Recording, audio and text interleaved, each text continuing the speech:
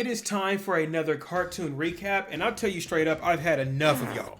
Look, I have asked you guys several times through the community post to vote for your next cartoon recap. And every single time, you don't pick the one I want to recap. So instead of me just being big baby mad, I'ma just do it. Today, we're going to be recapping Kim Possible. And you know what? You're gonna sit here, watch this video, and like it too. Just like the one time her dad watched her dress up as Fine, and then kind of smiled as if it was fire. I don't know, bro. Anyway, let's get started. To get this started, I must say that Kim Possible as a show had a very good start. I mentioned this before in another cartoon recap, that usually having a female protagonist can be dangerous, and it's just because the audience that may be watching it is majority not female, meaning you are probably a male. You just simply weren't in them times yet. However, Kim Possible also had something going on that a show like Teenage Robot didn't, which is it was on Disney. And at the time, Disney was simply printing money. I mean, now, you can see a Disney movie come out and instantly fail, but 20 years ago, it really wasn't an issue. Matter of fact, Kim Possible did the opposite. This show was able to air a total of 4 seasons with more than 80 episodes. And if you're not good at math, that's about 20 episodes per season. It also had 2 movies, which is pretty good for a cartoon TV to have. Now, just like some other shows we have reviewed before, Kim Possible is very similar to those. Kim is a girl that goes to high school, but she also stops crime on the side. It's kind of like you're starting to see a pattern from me, huh? But for real, Kim Possible was doing a formula that was kind of overused at the time, but I'd argue that it probably did it the best of the shows that we've reviewed. Now, let me also say this. I would argue that Kim Possible's star power did not come from her being a spy. A lot of people really didn't care about the action scenes from Kim Possible, and maybe that's because she never had superpowers to begin with. So therefore, if she's not shooting Kai beams, I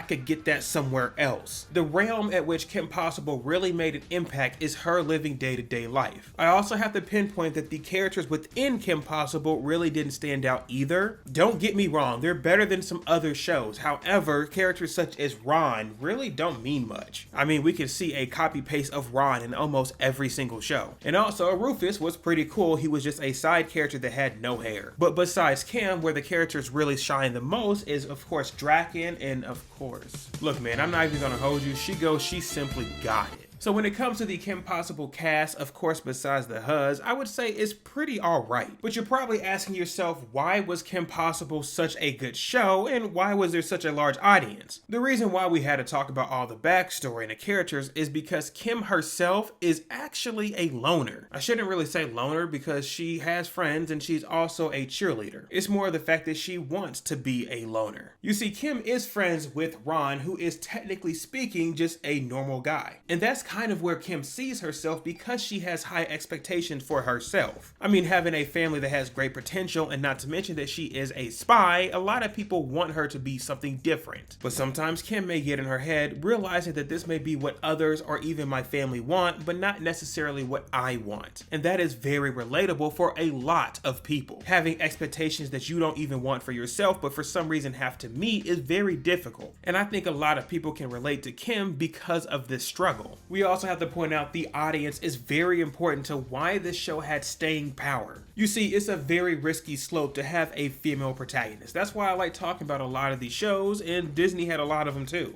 The thing is, when it comes to a female protagonist, sometimes it's harder to relate. So when it comes to an audience, especially kids that want to relate and see a role model figure, it's kind of hard to see a female. When it comes to a male protagonist, it doesn't really matter if they're a loser or not. Shows that have a loser male protagonist is fun enough that it's okay. But when it comes to a female protagonist, the audience wants to relate. And I think that's why some shows struggle with keeping an audience with a female protag. Luckily, Kim Possible did have a pretty good blend of a character wanting to work through stuff, but also had her own personal struggles as well. But enough of me talking about why the audience should be connecting to Kim Possible. As I mentioned before, there's a total of 4 seasons and movies. And compared to some other shows, there sometimes needs to be an advancement within the story. You see, yes, she is in high school, and also she does graduate within the episode called Graduate. But more importantly, Kim Possible has to work on finding herself. The whole portion of being a spy and making sure you can do different tasks and you're not incognito really doesn't matter. The show pays close attention of her growth outside of anything related to being a spy. And besides her finding a truth and being comfortable of who she is as Kim, she also finds a boo thing. Now look, I really don't care about Ron. I'm just gonna be straightforward with you. But it doesn't mean he's a bad character. Matter of fact, he's supposed to be the opposite of Kim.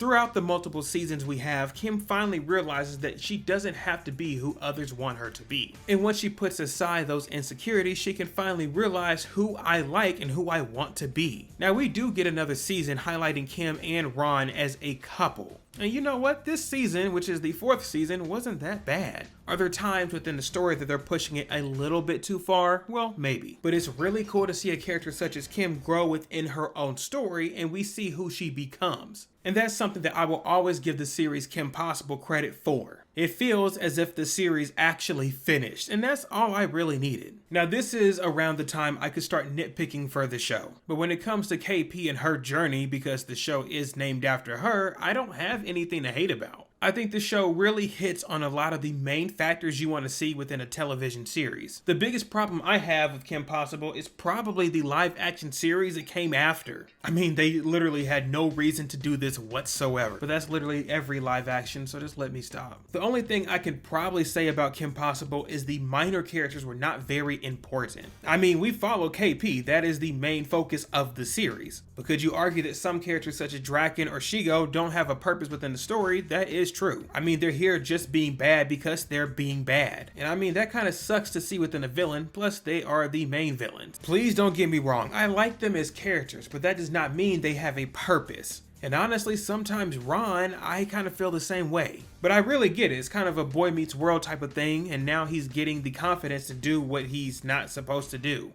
But honestly, you're really just here for Kim, and Kim kind of carries the whole story. Unfortunately, even though Kim Possible was a smash hit, there is not a continuation planned. I mean, not even a reboot, which kind of sucks. I mean, look at a series such as Gumball or Phineas and Ferb that are getting revivals. Maybe we can hope one day Kim Possible will get that, but that's not now. But my overall verdict is to say that Kim Possible is one of the best cartoon series I've ever seen. But now it's time for you to tell me in the comments down below, what do you think? Please be civil, I'm not trying to fight nobody or remove any comments. But in the meantime, if you're wanting to see another cartoon recap, go check out this playlist over here. Until next time, y'all have a good one.